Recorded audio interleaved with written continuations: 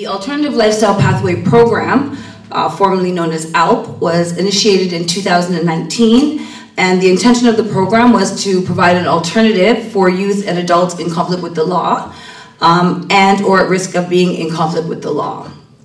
The understanding that we have of the program, having inherited it following the general elections of 2023, was the intention of the program was to engage at-risk and marginalized groups in the population to determine the existing problems and create structured, legitimate endeavors geared to bring about desired behaviors in the society, to engage the gangs, to develop and submit proposals for assistance, to ensure an understanding that proposals would be considered on their merit and feasibility for implementation, and to ensure an understanding among the at-risk group that there would be no further homicides or recruitment of youth to gangs, that the warring among gangs would cease, that there would be no more settling of feuds using illegal weapons, that there would be no more turf boundaries in effect, and that grievances among groups where they could not be settled amongst and within groups should be brought to the attention of the Royal St. Christopher and Nevis Police Force,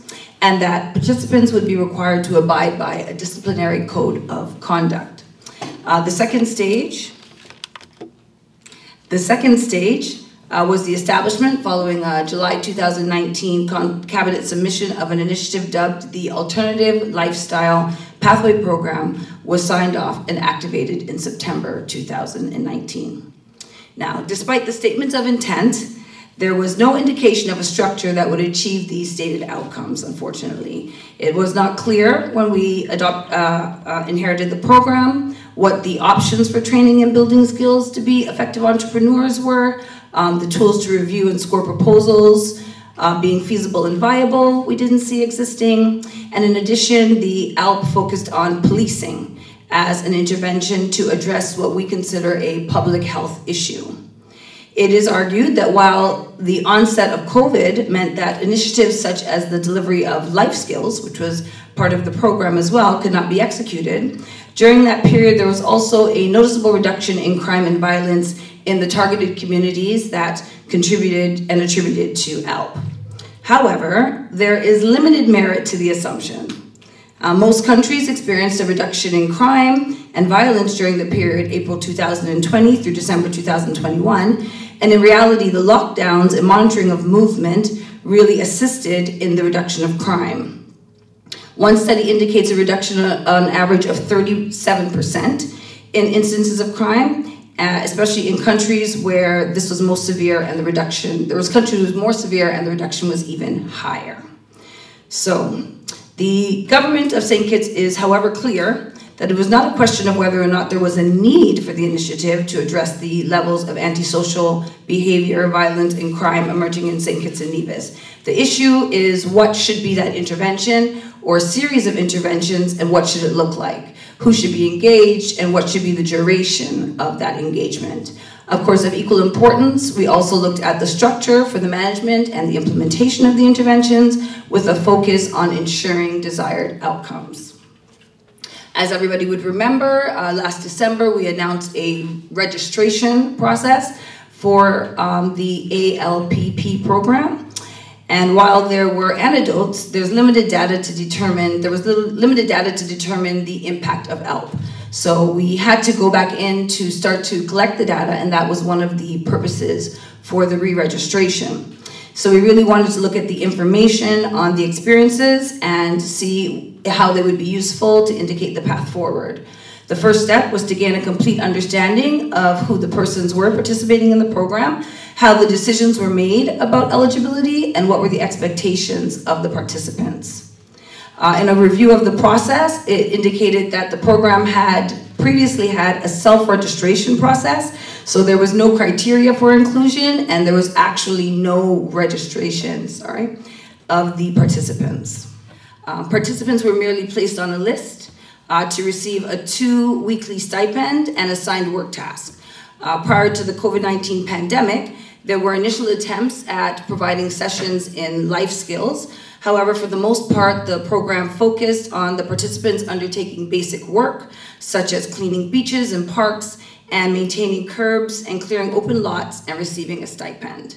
Some participants also received loans to start or expand business operations. However, there was no evidence of a selection criteria. In September 2022, the government of St. Kitts Nevis at the time initiated a series of meetings with the participants, and structured focus group discussions were also conducted to receive feedback and suggestions.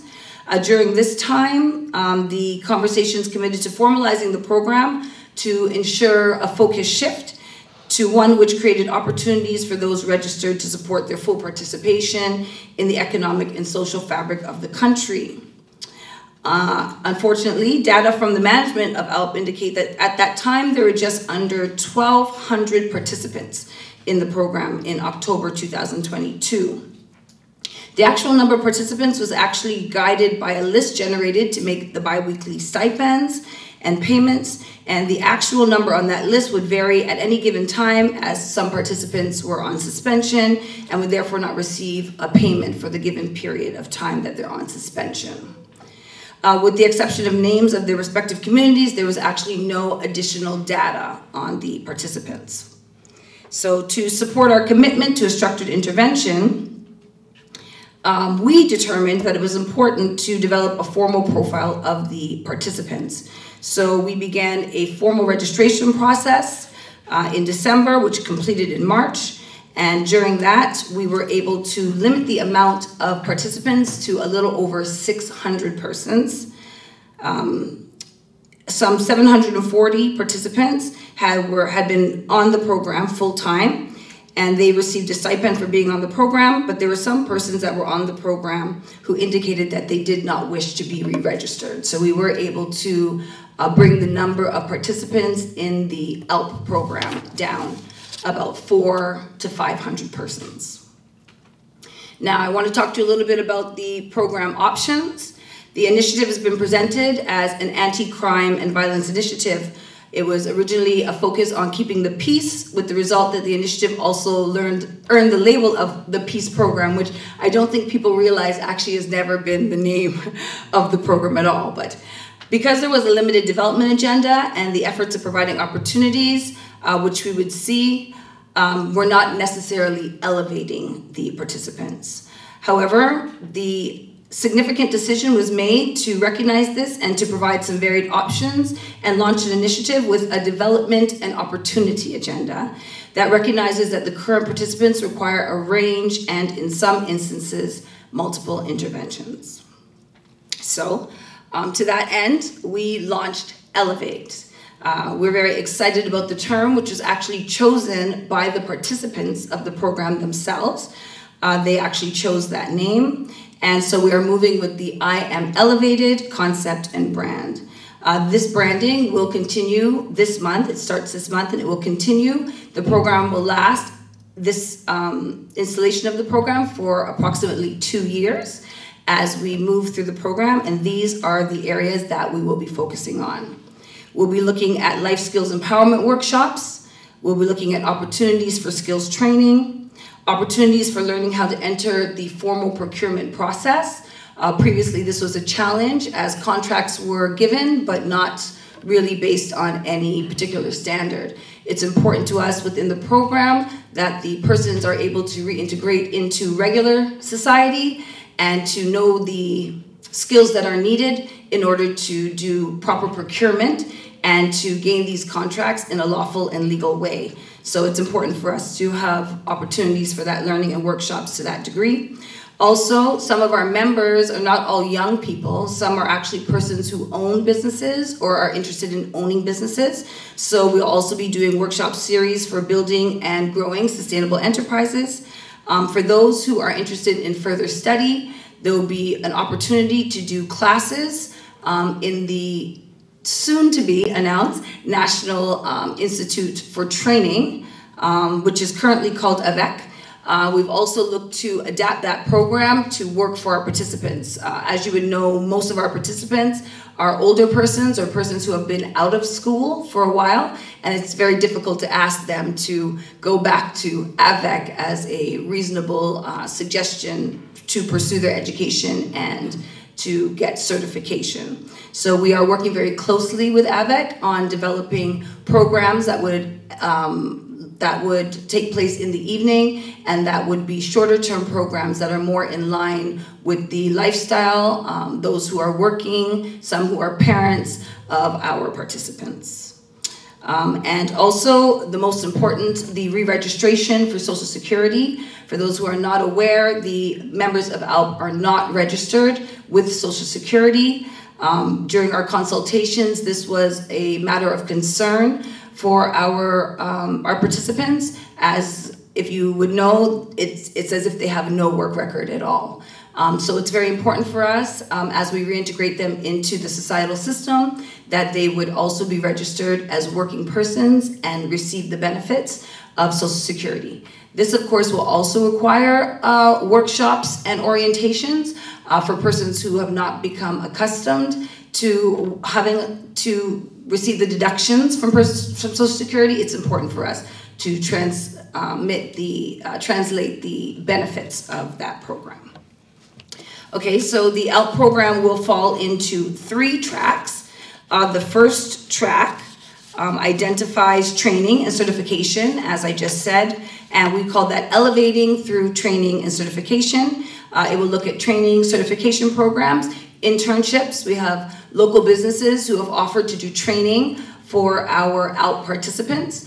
Currently, the ALP participants have been separated by zones. We've got Zone 1, Zone 2, and Zone 3. In future, our participants will actually be defined by training categories or these program option categories. So should you be interested, from our registration, we just determined that we had a lot of interest in certain areas, plumbing, construction, etc. So you would then be now re-registered into the groups that are related to your skill sets, okay?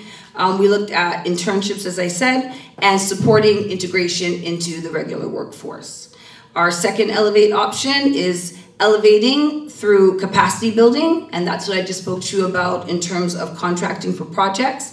That's what we'll be doing procurement workshops, bidding for projects. It is our interest to help our clients to bid for projects and to allow them to bid within the ALP program. The participants would be permitted to bid for the opportunities in terms of, say, trucking, for carrying garbage, if we're having workshops, and we need food preparation, they would be allowed to bid for those as well. That's an opportunity for them to practice the process of bidding and proposal writing. And then, of course, looking at some of the contracts that we can offer through the government of St. Kitts and Nevis. And then the third stage is the elevation through entrepreneurship, and that would be improving existing businesses, enterprise startups, and our Elevate Shark Tank, which I'm going to just touch on today, but I'm going to save that for our further consultations to discuss with our participants. It's a very exciting part of our program. In our Life Skills for Empowerment, we are now going back into teaching the life skills, but in a more formalized way, as we do it as an entry activity. So each Elevate participant will experience Life Skills for Empowerment training, and it's because of our recent study of the program, in working to provide vulnerable youth and adults with technical and vocational skills, it was revealed that while graduates acknowledge that the skills gained through training are very helpful, they also recognize that there's a need for life skills in career coaching and financial literacy as a very significant element of the program. So we really want to help our participants, especially given the extended periods that many have been out of the workforce. It's expected that the life skills will be critical for participants to actively engage in any of these 3 opportunities being provided. In addition, while our highest risk group will be addressed on a separate track, this group will also benefit from our life skills training. Our life skills roadmap will run from June 26th to August 16th and will involve some terms of reference and will involve actually seeking some proposals. So you should be looking out soon for us to be tendering for some positions within the ALP program. So just to finish, I'd like to speak to you about some of our tentative dates. This week, as I just said, starting from July 5th, We'll be launching calls for expression of interest in our technical and financial proposal program, in our life skills empowerment workshop development, and a launch call for coaches for our training and empowerment program. We will begin that contracting of the life skills empowerment coaches by the end of July. And we would like to begin our training of trainers. 2 days training will start in August 10th, and by August 15th, we're hoping that we will be underway in terms of using our manuals and our workbooks and having everybody either going through the training or beginning in the other phases of the program. The second track will focus on motivating, mobilizing, and logistics for the life skills empowerment workshops. And it will be an element of the launching of Elevate. Now, before we begin all of this process I've just mentioned to you, it's very important to us that we consult with both our participants and with the public. We're just trying to put a feeler out there for you to understand the direction that we're going with the program in terms of it becoming a training and certification program that elevates our participants into the next stage of their development and to access the opportunities that are presented for them and all citizens of St. Kitts and Nevis.